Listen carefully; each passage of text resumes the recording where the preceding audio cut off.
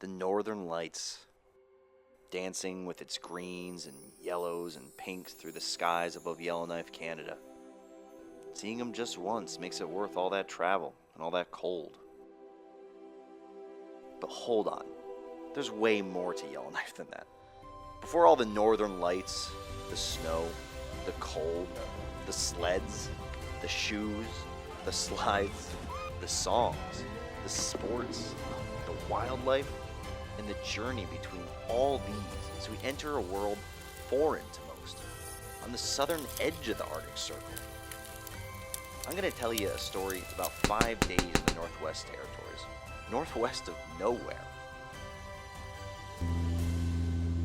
It took more than 12 hours to get to Yellowknife's tiny northern airport. Before even getting your bags, the small town welcomed us with its cold night air before we even stepped foot in the terminal. But I didn't come here alone. I went with my girlfriend Jen Barnes, Charlie Smith, and Kat Mella. That's them, obviously. As night turned to day, I think it became pretty obvious that the cold had absolutely nothing to do with the lack of sun. In fact, any bit of exposed body part froze almost immediately, and when it's this cold, it kind of makes sense. Who is it?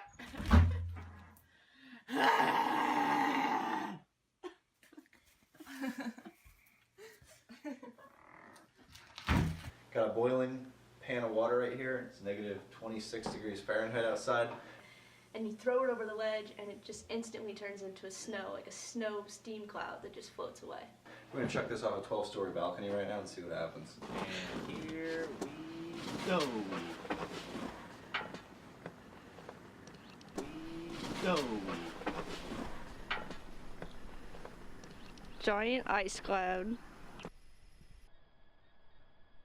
Yeah, I think you get the picture here. It was cold. Like, so cold, Inuits actually lived here. They even had their own, I guess I'd say interesting radio station. I remember a long time ago when I was a child, a young kid in a Clavic, we used to live with Gene, Esau, and Peter, and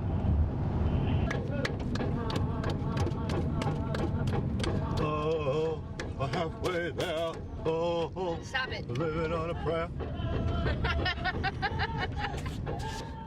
It was definitely a way to get a feel for the native culture, even if it was a little dry. But the radio fit in perfectly with the snowy landscape as we drove around, and the paved roads gave way to a whole different kind of road. And this is how. We're on the dead ice road in Yellowknife, and we are driving on a road that's probably about 5 miles, and on ice it's about 3 meters deep. And if you look down, you can see the lake beneath, and you can see all the cracks. And it's kind of eerie standing on it.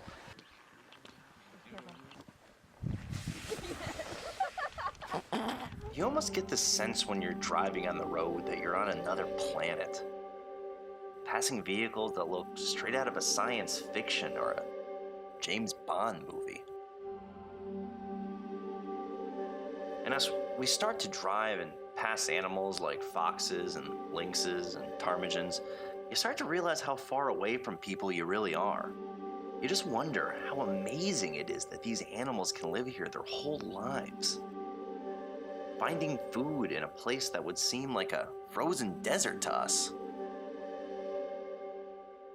I'm fixing to trap me some ravens. Those are big, like 6 feet. It's like as tall as I am. They're long as I am tall.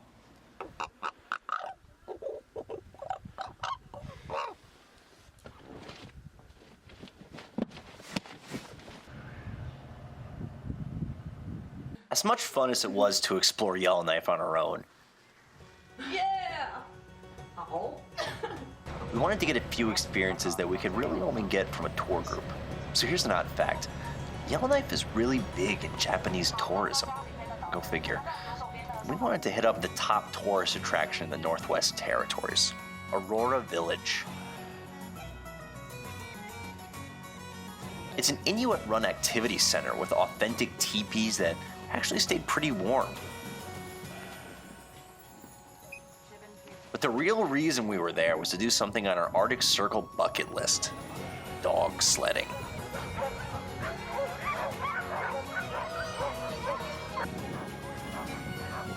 We're about to get pulled by a bunch of Alaskan Huskies and Siberian Huskies into the sun. The Canadian dog sled team. Yeah.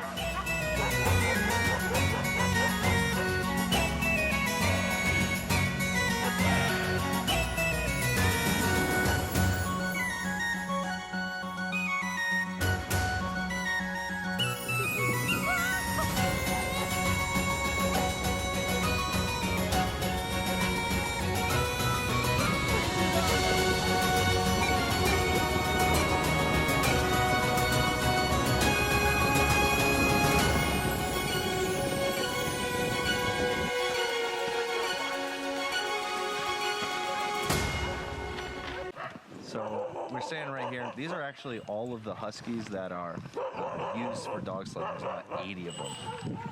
They use, I guess, 10 at a time right now to race between 3 and 4 people. We had 10 for us, 4 fat people. 12. Oh, because we had an extra 2.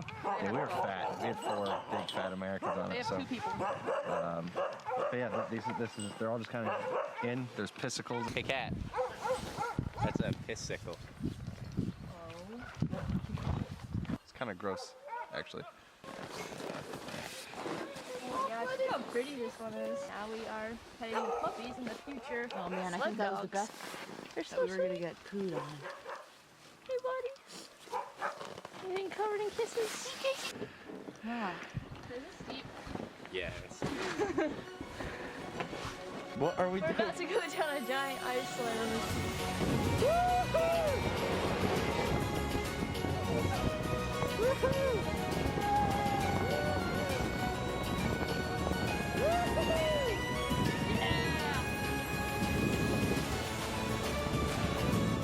Oh my god, I'm not ready yet. I'm not ready yet. Oh, nice. Let's make it fall off. Oh my god. Go, pull it.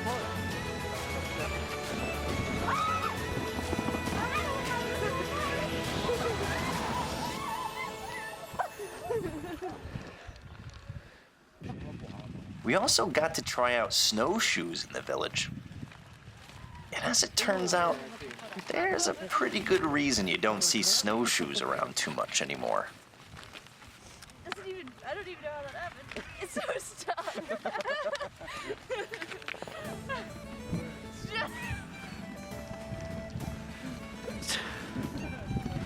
She pushed my butt.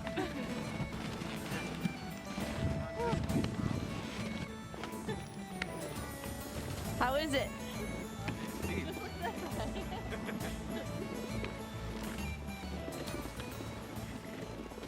Yes. For the Snow King Ice Castle Festival. And this is a life-size ice castle that has bands and a giant ice sled. Every square inch of this ice palace was detailed. Because of the cold, even the sun didn't cause a bit of meltage. It had lights surrounded by ice, hallways made of ice, live bands playing on a stage made entirely of ice.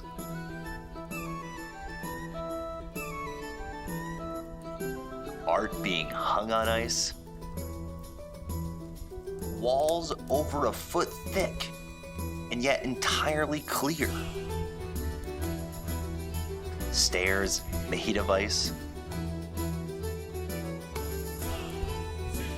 There was even a clear slide, lit in an array of colors that was fully usable. It was the entertainment capital of Yellowknife. Ready? I'm ready. I'm ready. All right, let's go. Go.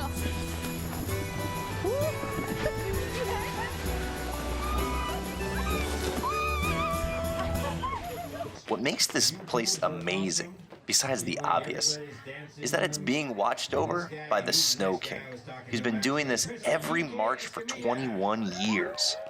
And just to add to the surreal oddity of watching a concert in an ice castle thousands of miles north of the USA, the featured band was a Mexican mariachi band.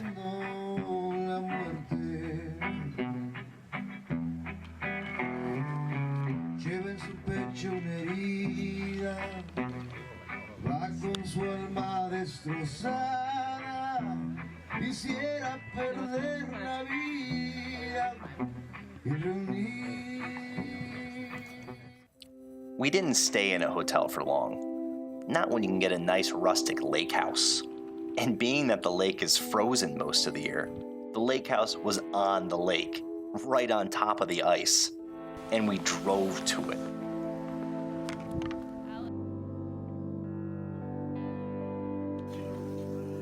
I gotta say, there's nothing quite like waking up and cooking breakfast on a lake while hearing the bacon sizzle and the ice crack beneath your feet.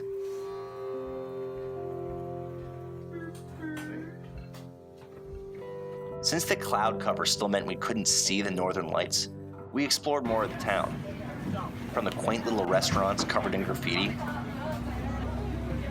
to a bowling alley, quite a bit different than those in the US.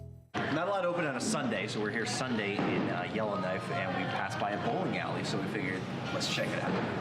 It is a lot different than a typical bowling alley. We went to this nuclear reactor in Canada, and now we all have gigantic ones. So we're both. The balls are only about the size, they're like a quarter the size of a regular ball.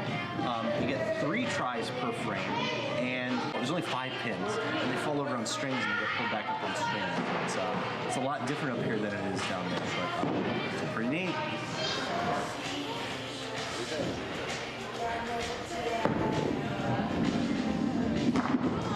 Oh, strike!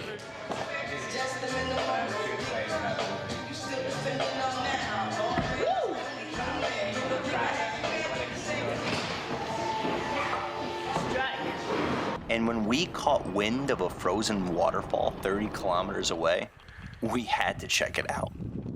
We just drove about 30 kilometers north on the ice road, and now we're stopping here at a place called Cameron Trails Road. We're going to be looking for a frozen waterfall, Cameron Waterfalls. So it's about 2 kilometers north. It's pretty cold though, so we're bundled up. We can barely see anything, and hopefully we don't die. But if we do die, this is the last video, and I just want to say, excuse me. This is how we fend off the bears on the trail to the hidden lake. As you'll see, Jennifer, do your tactic. Do your tactic, Jennifer. Make the noise and flail the arms. Up the hill, look at how adept he is. There'll be no bad. So I've been studying the emperor penguin for the past 8 months. And if you know anything about emperor penguins, you know their main mode of conveyance is not swimming, contrary to popular belief. It's sliding on their belly. I have been accepted as the alpha penguin for my sliding abilities, which I will happily demonstrate for you now. Well, we're still hiking on Cameron Falls Trail, and right now we're looking at the river that is partially frozen, but it's clear on the top so that you can see the water flowing underneath it.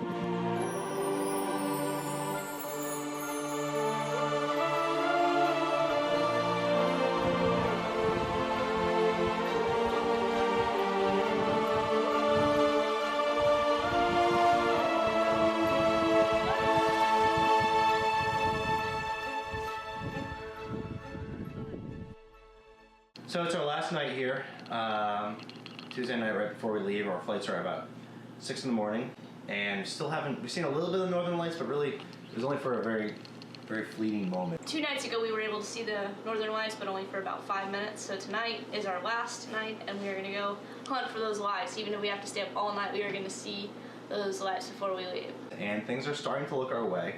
For the first night, it's not cloudy. It's pretty clear right now. They're calling for moderate aurora borealis activity, and we hope to see them. So that's what we're doing. And after 5 days, we load into a car and head up a 30-kilometer trek to a frozen lake far away from any lights. We look up, and we saw them.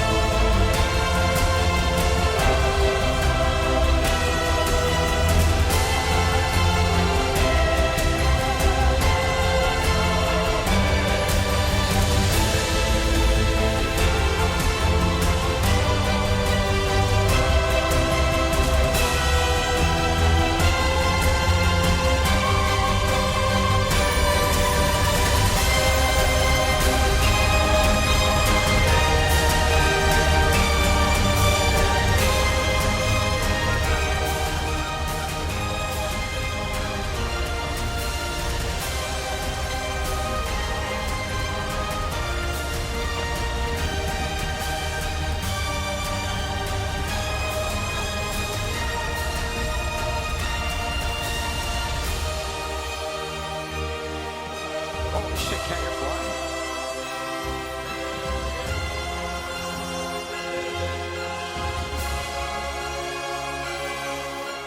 So cold right now. Almost -20. I think you said it was -16. Yep. It's pretty cold right now. I'm warm.